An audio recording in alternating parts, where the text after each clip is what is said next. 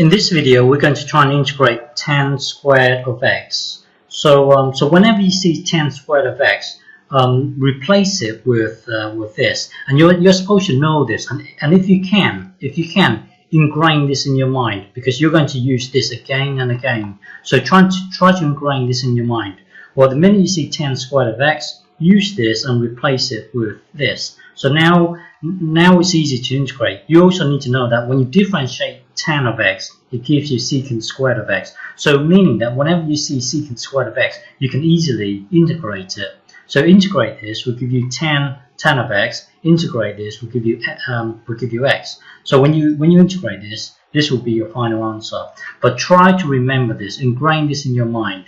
But let's pretend you didn't know this, and let's try and integrate this from scratch. Let's now pretend that you don't know this. So let's try and integrate tan squared of x. So whenever you see tan squared of x, well,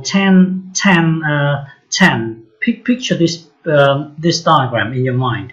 The height here is given by sine theta. The cross here is given by cos theta. So tan is given by sine theta over cos theta. So tan squared would be given by this. And when you get to this, whenever you see sine squared, picture this diagram in your mind.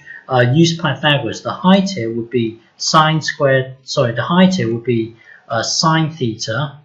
The height here would be sine theta. The cross here would be cos theta. So by using Pythagoras, you also need to know this. Use Pythagoras. This squared plus this squared must equals 1 squared. So you're supposed to know this.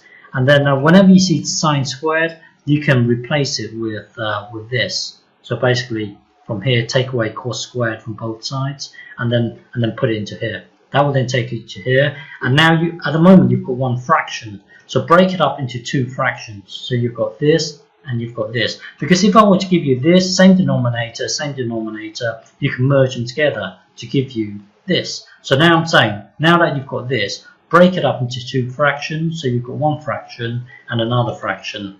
So now this thing here is pretty much a definition of secant squared. So well, secant is 1 over cos. So you got this thing here, so it must be secant squared. And then this thing here is 1. So now you can so this was where we were at earlier. So remember earlier I said the minute you see tan squared, just replace it with this. And then I also asked you to ingrain this in your mind, because you're going to use this again and again. So the minute you see tan squared, replace it with this. So that's what we've done in a way. So hang on. The minute you see tan squared, then you can replace it with this.